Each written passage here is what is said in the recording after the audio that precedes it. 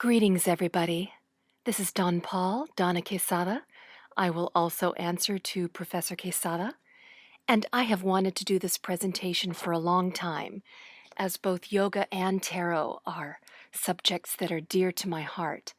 And my hope is that you enjoy this topic as much as I do, and further, that it restores better understanding to the often lost art and wisdom of the tarot. After introducing both yoga and tarot, I'll be zeroing in on what many consider to be the heart of yogic wisdom, the 8 limbs of yoga, penned by Patanjali more than 2,000 years ago. And then I'll be interspersing this overview with tarot cards, mostly from the major arcana, to emphasize the connection and the previously unseen relationship between these two traditions. Shall we begin? Let's start with yoga. Yoga is to calm the mind waves.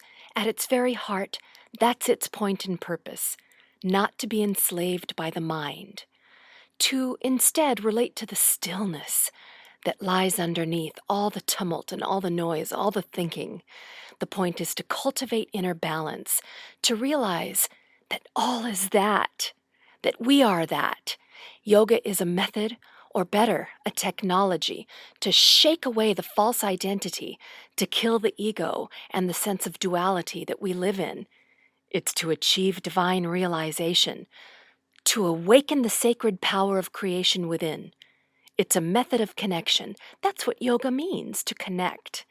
It's to awaken the potential of awareness. Now, we certainly have systems of transcendence in the West as well, but unfortunately, our history is rich with examples of disempowerment. Women, healers, heretics, witches, all who were burned and hanged. And those who were burned and hanged included essentially anyone who had a healthy reverence for all that was divine, regardless of what name or tradition it called itself. Those who had the sense of the divine, who were open to the goddess as well as the god, to the female source of divinity as well as the male source, well, they were punished for overstepping their boundary, and that boundary was considered broken, not only for relating to God in different forms, but for daring to communicate with the divine directly, and to dare to know beyond the senses, to know through one's intuition, to dare to heal oneself. For those were considered the realms of the magical. Those were considered the realms of an external God only, or a mediary. One was not supposed to communicate with God directly, or to assume their own power. Happily, this was challenged from many different directions, even within the Western world. But it would take years, and yet still, those who practice pagan traditions or who walk to the left of mainstream continue to be misunderstood. Be that as it may, let's look at the tarot. At first glance, this would seem to have little in common with yoga. Many people think of the tarot as divinatory cards and nothing more. But the tarot may be seen instead as the guardian of this lost wisdom, the secret knowledge of manifestation and personal empowerment, much like yoga. At least in many ways. Let's continue. I love the way Rachel Pollack puts it. She says the tarot guides us through the tangled woods of people's lives because we don't know our true selves. We live in a kind of exile from our spiritual being. We are asleep. This starts to sound like yoga, because the idea is to wake up, and the major arcana gives us this glimpse into our awakening, into this truth, into the idea of who we really are, beneath our ego selves, beneath the noise, behind all the confusion, and the tarot may be seen, therefore, as a template of this journey. Now, realizing the divine nature of what you are is the whole game. But only through experience can we make this discovery. We can see that yoga is the technology to do just that. It all starts innocently enough. We're a babe in the woods. We are what Zen would call a beginner's mind, a true beginner's mind, but without knowing that we even have a mind. Let's begin to connect the dots. You see, in the tarot, this is represented by the Fool, the number 0. The fool is someone who's totally free of fear, totally free of any idea of should-bes, who he or she is supposed to be, what he or she should be doing. The fool is someone who's totally connected to the here and now and to all that is. It isn't until we're told that we can't live this way that we begin to hold ourselves back from life. And then we become self-conscious. We develop an ego. We lose that sense of innocence. Or we could say, we lose that sense of foolishness. Because we're told that foolishness is bad. Remember, the fool is so foolish that he or she doesn't even have a sense of a separate self. But consider, the whole point of spiritual practice is to become more like the fool. Ironic, isn't it? Because the fool in the end isn't so foolish after all. Or is it that being foolish isn't so bad? The point is to lose the ego, to lose the sense of self, to become zero, to become nothing. That's the whole game. Whether we call it Zen, whether we call it yoga, whether we call it Kabbalah, whether we call it doesn't matter. It's like the Enzo, that beautiful circle in Japanese art, that perfectly imperfect calligraphy, that sketch that doesn't quite match up, but it's spontaneous, and you never go back and second-guess your work. You just draw the thing, and you move on, completely in the here and now, not in the past of how it should be, of how you could have done it, of how it might be better. It's just a great circle of nothing. It's just empty as matter is itself. When you really look, when you pull back the veil, you see that all is nothing. The whole idea is to regain the state of purity. That's why the monks meditate. That's why the yogis do yoga. That's why temples are built in the name of the divine, to realize that we are that, to remember what we already know, to remember who we already are, to remember what was lost only through layers of living, by going through the stages and the challenges of life. But we can't all live as monks. We can't all go and live in a cave for 30 years to find enlightenment. This world is the playing field where our karma is worked out, where we learn our lessons, where we grow, where we have experiences. And that's exactly what we came for, to play our role. Our roles, what the yogis call Maya, what the Zen people call samsara. It's all impermanent. It's ultimately all just a great illusion. And to break free of that illusion is the whole point. Back to the tarot. That's where the rest of the major arcana comes in. Everything after the Fool. The major arcana captures the essence of those universal functions, those universal experiences. Because regardless of whether you're from the East or the West or the North or the South, we all have these same kinds of experiences, growth challenges, obstacles to overcome. And it's never ending, starting and also ending and then starting again with the Fool. From a state of what we might call natural innocence to enlightened innocence. And we encounter what we must encounter along that journey in order to learn the lessons we came here to learn.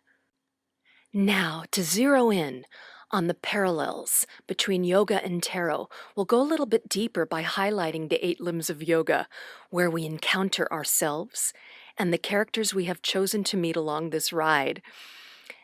It's all meant to bring us closer to enlightenment. It's all meant to reflect like a mirror our own spiritual nature and also the obstacles that will ultimately bring us closer to that goal of enlightenment. Braided within this context is the self-discipline needed to navigate the way. We'll see that the tarot shows us the same. It all starts with the yamas, the first limb of the 8 limbs of yoga. I call them the what not to do's. Now, although the steps are by no means linear, giving us the moral standards to deal with the world and instill within a sense of self-control, they are all meant to embed within us the habits of honesty and gentleness, and that is nowhere more clear than here within the context of the yamas.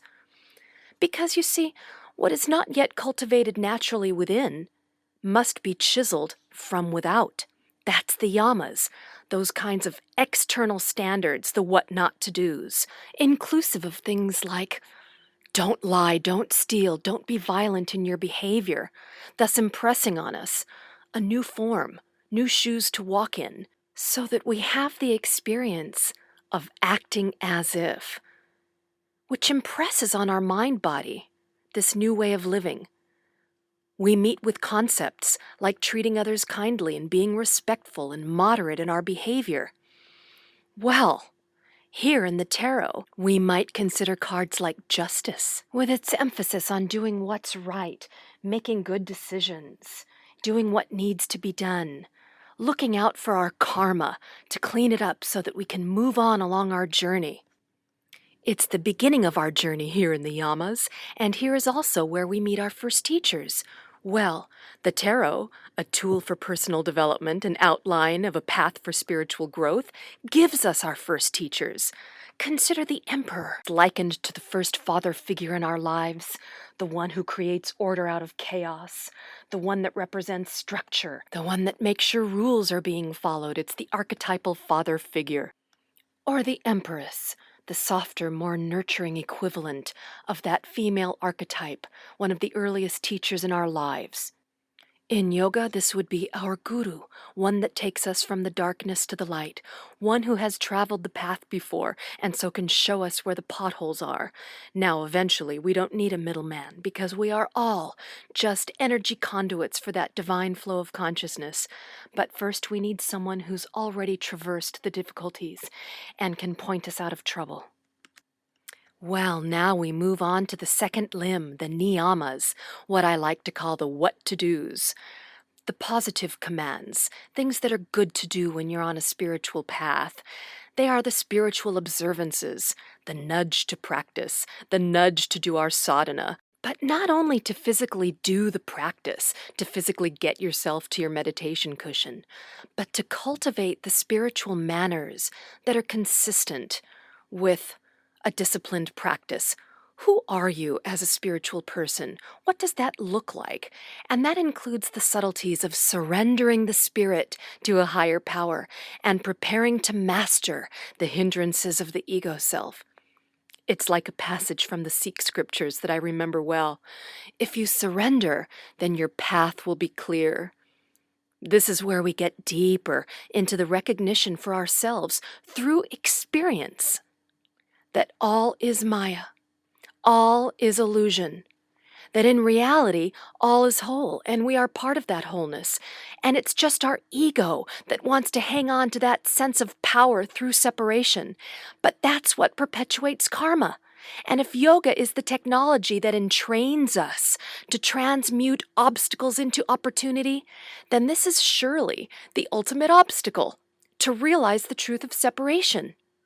To realize that it's only an illusion, that we really, really are whole, and we go through exactly that which we need to go through so as to better guide ourselves into that wholeness, to better pull ourselves out of the same dilemmas that will continue to be repeated until we learn their lesson. But, alas, without our own dark night of the soul, we'd have no motivation to do it. We'd have no impetus to pull ourselves up and towards the light, and thus to use that light to guide others. Here, skipping over to the world of tarot, consider the moon card. The moon card, the dark night of the soul. Illusion, confusion. When everything seems unclear, but keep going. The light will come out, night will give way to day, night will give way to the peace of the morning. We all have wolves howling in the night, and we all find a way to navigate ourselves through it with determination. And the wheel of fortune, dealing with the reality and the pains of impermanence, making friends with change. Ah, Buddha's first mark of reality. Change, all is change. When we make friends with that reality and we learn to move with that world of flux without resistance, all becomes calm. We stop splashing around and creating wakes. We move with life rather than against it. And then there's the hangman. We surrender just like the hangman does. We move from fate to destiny. When we give up, A great power is revealed. And now we move on to asana, the third of the 8 limbs of yoga. Though usually translated as posture, asana really encapsulates the spirit of meditation, where we begin the process of calming our body, mind, spirit on the inside. And what this really means is that we begin to cut the chains of bondage that we ourselves have imposed on ourselves. Every time we sit through an impulse to check our emails, our texts, get a snack, or otherwise indulge in any of the various addictions that sabotage our ability to stay present in this moment and that keep us trapped in a state of perpetual distraction and grasping, every time we sit with what is and resist those distractions, we strengthen our will. We strengthen our will and we expand our awareness.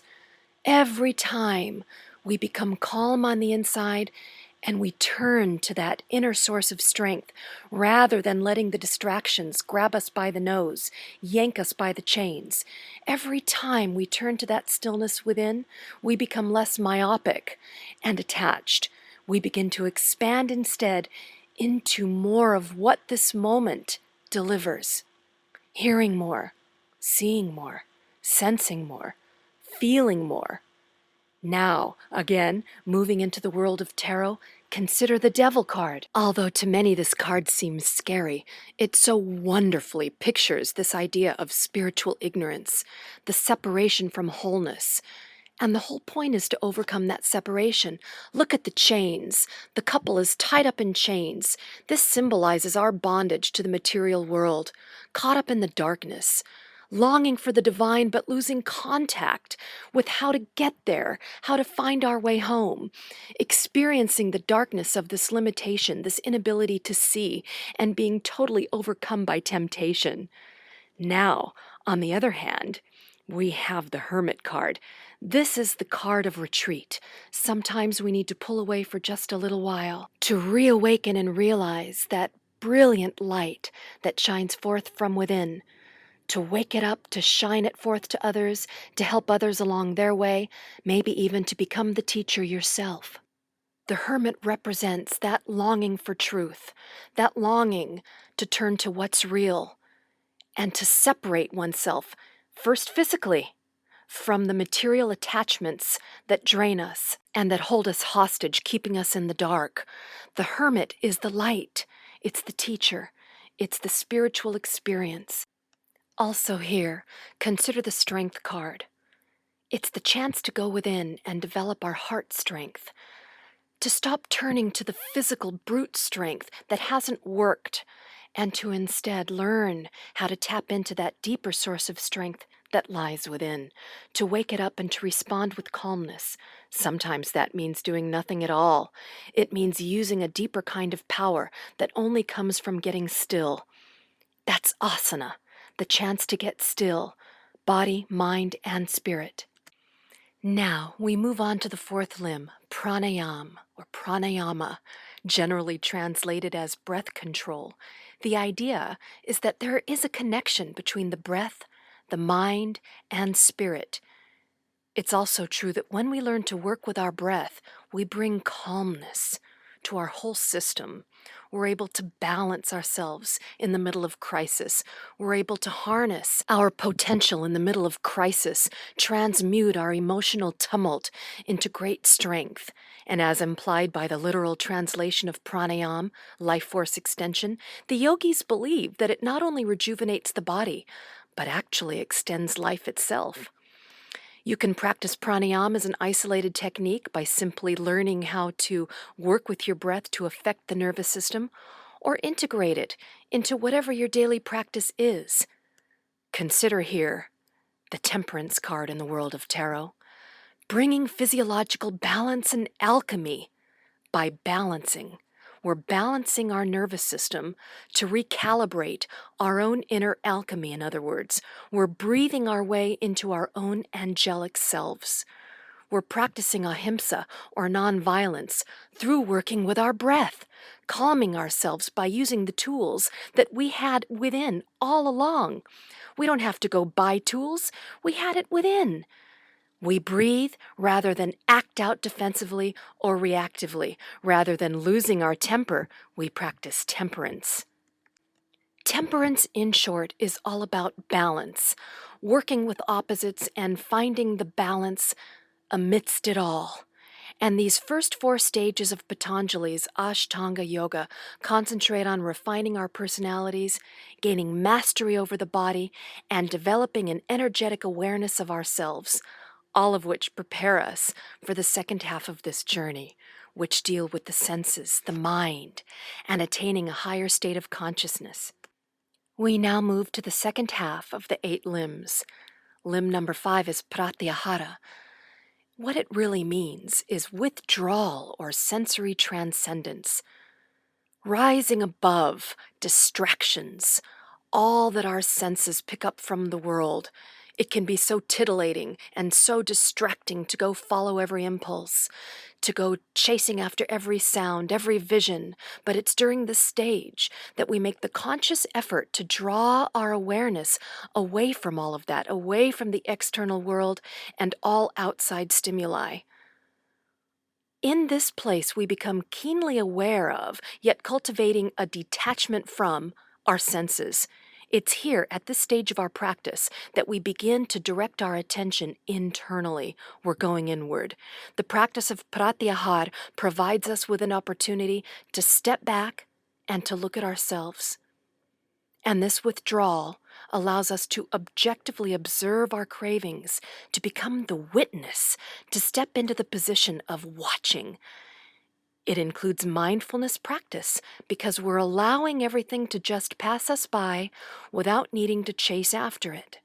We're allowing things to rise to the surface so that ultimately they can clear. But in order for our practice to be fruitful, we have to learn how to not go chasing after everything that calls our attention and that tempts us, that lures us away, everything that bewitches us away from our practice. Because until we can simply observe those cravings without answering them, those habits that are detrimental to our health and which likely interfere with our inner growth will continue to sabotage us. And so the idea is to conquer the external world, and here I think of the Chariot card. While normally thought of as a card about victory, reaching your goal and winning and all of these kinds of materialistic pursuits, the other side of the Chariot card is really more about focusing your intent, harnessing the powers of your own concentration, harnessing your will, and all of that is much needed in any meditative practice. If you've ever tried it, you know how difficult it can be to sit still for 10 minutes. And so the Chariot card pulls that idea forth. It means nothing can distract you. Nothing can pull you away from your efforts. Seen in this light, the Chariot card means, come what may, nothing will get in my way, nothing will interrupt my will, nothing will stop me from concentrating my energies on my practice. And that's exactly what pratyahara, as the 5th limb of yoga, requires of us. It means conquering our cravings and learning how to withdraw from any and all distractions. Now we move into dharana, the 6th limb, and as each stage prepares us for the next, the practice of pratyahara created the setting for dharan, or concentration. That's what dharan is, concentration. Having relieved ourselves of outside distractions, we can now deal with the distractions of the mind itself, or in other words, the internal distractions. Now that's no easy task. Here, in this practice of concentration which precedes meditation, we finally learn how to slow down the thinking process by concentrating on a single mental object, whether it be a specific energetic center in the body, or an image of a deity, or the silent repetition of a sound like a mantra, or, as in Zen, the breath itself.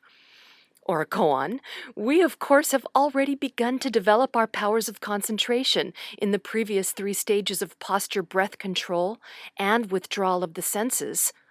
But here we really start to go inward. Think about it. In asana and pranayam, although we pay close attention to our actions, our attention is still traveling. Our focus constantly shifts as we fine-tune the many nuances of any particular posture or breathing technique. In pratyahara, we began to develop that self-observant role of the witness. But now, in dharana, we finally focus our attention on a single point, to the point of total inner mastery. It's what the yogis call siddhis. We begin to master our very selves, that which we thought was totally out of our control, totally automatic. We master the unseen. It's like in The Wizard of Oz. There's nothing to attain, you had it all along. And this is where that realization occurs. And again, I think of the Strength card. The courage to live by the ruling of our heart was there all along. That's what heart is. Courage. And all we needed to do was wake up to that truth within, to the divinity within, to the power within, to the calmness within, finally to the strength within. Again, I also think of the moon, the subconscious realm. Here is where we deal with all of that subconscious noise that only needed to be realized in order to be cleared away like the debris that it is. Or the high priestess. The high priestess is where we open to the unknown. She's calm, she's balanced. Her wisdom is hidden. She is the counterpart to the masculine force of the chariot. She is the one who has awakened to the higher forces of the intuitive awareness. And this is the step dharana, where we do just that. It's that part of our practice where we finally begin to wake up to the riches within, to the calm. Next we have dhyana, which just means meditation, and pronounced the Chinese way, Jian eventually became Chan, which eventually became Zen, and that's how we know it in the West. And carrying over once again is the high priestess. Well, she's the one who has all the secrets. She's the one who has experienced the truth of who we are, what we are, and she's telling you to trust your heart, trust your intuition. Seek the wisdom from within. Be daring, go further, open to your dreams, open to your imagination. Become calm, listen to the bigger world that lies within. The world inside yields more truth than the world outside, tantalizing as it may be. Finally, the last limb, samadhi, realization. Patanjali described this 8th and final stage as a state of ecstasy. The Buddhists call it non-distracted awareness. Regardless of which way of describing it you prefer, at this stage, the meditator merges with his or her point of focus and transcends the self altogether. He transcends the ego, liberates the enchained spirit, comes into the light. The meditator comes to realize a profound connection to the divine, an interconnectedness with all that is. And with this realization comes the peace that surpasses all mental understanding. It's the experience of bliss and of being at one with the universe. On the surface, this may seem to be rather lofty, holier than thou, an unattainable goal. However, if we pause to examine what we really want to get out of life, wouldn't joy, fulfillment, and freedom somehow find their way onto the list? What Patanjali has described as the completion of the yogic path is what deep down we all want. We all want peace. We all want this ultimate stage of yoga, enlightenment, even if we don't yet know it. And it can't be bought, and it can't be possessed. We can't order it off the internet. It can only be experienced. And the price is the continued devotion of the aspirant. Here is where we realize that although the physical world of duality was our prison, it is also where we found enlightenment, full attainment, now frolicking lightly, gracefully, and bringing that light into the world. It means we walk a little lighter. And the obvious choice of cards here is the world, symbolizing our wholeness, symbolizing a being who has incorporated his or her shadows, merged those shadows with the light, and has become free, liberated, totally beyond dualism. But we also must turn now to the fool. Again, because it's a circle. That's what samsara is. Birth and death, birth and death. And it doesn't have to be literal. Every minute, with every breath, We're born again. Every experience changes us, shapes us anew. And the fool looks back and he realizes that it was all an illusion, that he never needed possessions in the first place. And now, in this new state of enlightenment, he can view as though through the eyes of a child. He sees everything from a new perspective, an innocent perspective. Remember, as the Taoists say, the greatest wisdom appears as stupidity, or as Alan Watts has said, like a mute who's got a great secret. It's a state of fearlessness, because being mindless, well, that's what gives us our blessings, because it's the mind that gives birth to fear, and thus all of the complications that we create for ourselves. But it all starts again. Samsara, the wheel of life. But in this state of samadhi, this is where we release all fears and doubts. And that's why I also think of the star card in tarot, because when the star shines, we have hope. We have peace of mind. We're able to live by the ruling of the heart, the divine wisdom that lies within. We're able to trust, knowing that everything flows as it should. Everything that happens, happens because it was meant to. I also think of the sun. The sun is an ultimate state of vitality. It's knowing your true self. It's knowing who you are. It's total freedom and expansion. It's living in a totally limitless state. It's living in your radiance, shining your light, living free like a child. Look at that child on the horse. He has no worries. He's released his fears in the state of samadhi. Or finally, the world card, the state of completion. And that's the last card. It's where we stop before we start again as the fool. The world card is a state of wholeness. It's fulfillment. We are blessed here. It's where we have the experience of yoga, union, joining together, synthesizing our shadows and light, and living in the state of ultimate confidence, of total fulfillment and integration. We are whole. And in this wholeness is a beautiful innocence.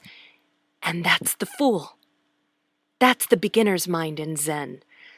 It's like that Zen koan where the question is asked, what do you do before enlightenment? And the answer is, chop wood, carry water.